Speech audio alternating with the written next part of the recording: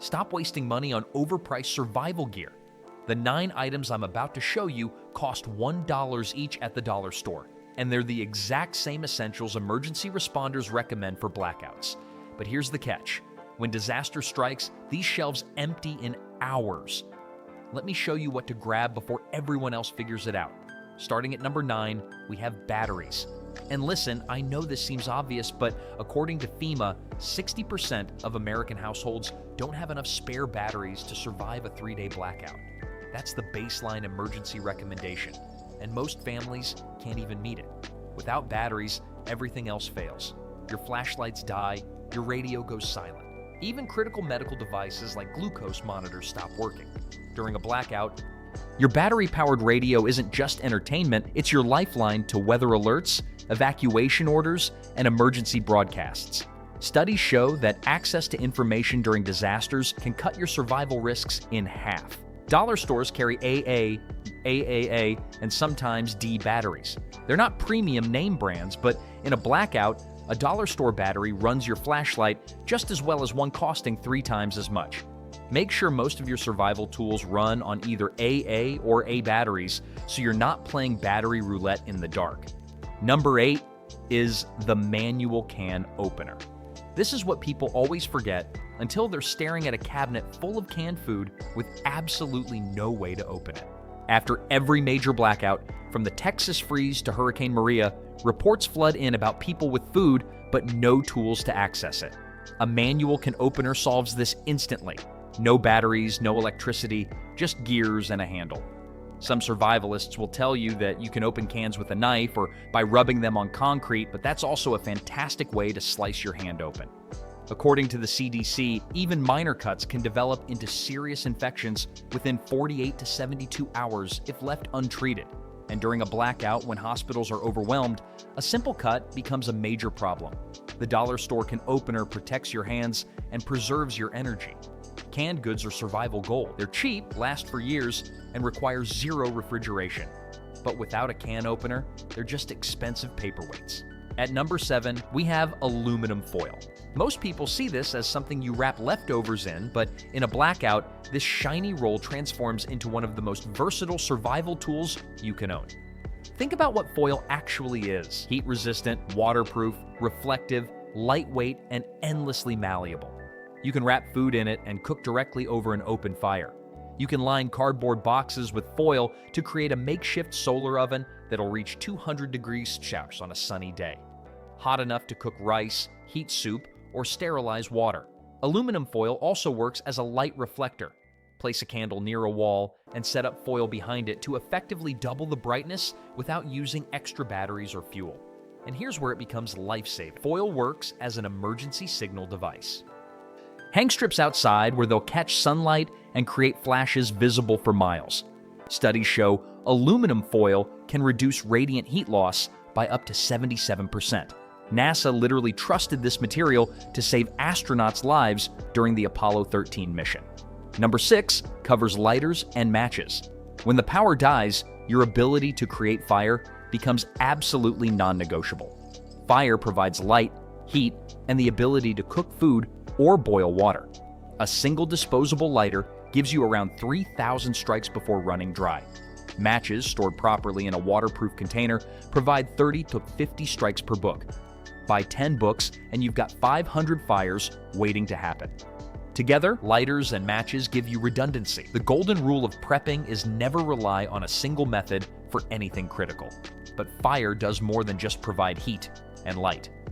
Research into disaster psychology shows that people gathered around a flame feel calmer, more secure, and more connected.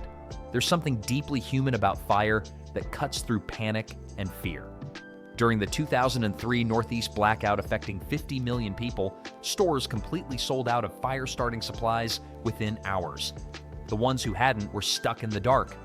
At number 5, glow sticks might look like toys, but in a survival context, they're game changers. During a blackout, they offer a safe, completely non-flammable light source lasting 8-12 hours per stick. That's one full night of illumination without battery drain, fire hazards, or suffocating candle smoke. Fire departments across the United States actually recommend glow sticks as part of home emergency kits because they don't pose house fire risks, which spike dramatically during blackouts when people resort to candles or unsafe heating methods. On mood management, glow sticks are tactical. Tie one to a rope to mark safe paths through a dark house. Use different colors as communication codes. Green means okay, red means danger, yellow means help needed. Number 4 is flashlights. When the power goes out, the very first thing everyone panics about is light. Dollar stores carry small LED flashlights that work surprisingly well. They're not tactical grade, but for basic illumination, they're absolutely solid. LED technology has become so efficient that even a $1 flashlight can run 12 to 20 hours straight on a pair of batteries. According to the Department of Energy, the average household blackout lasts about 3.5 hours. But during major storms, outages can drag on for a week or more. Flashlights serve purposes beyond just seeing where you're going. You can signal neighbors or emergency responders, flash SOS in Morse code, or simply keep one moving around your property at night to discourage potential looters. A beam of light moving behind windows sends a clear message. Someone's home, someone's awake, someone's paying attention. At number 3, duct tape is survival magic in a roll.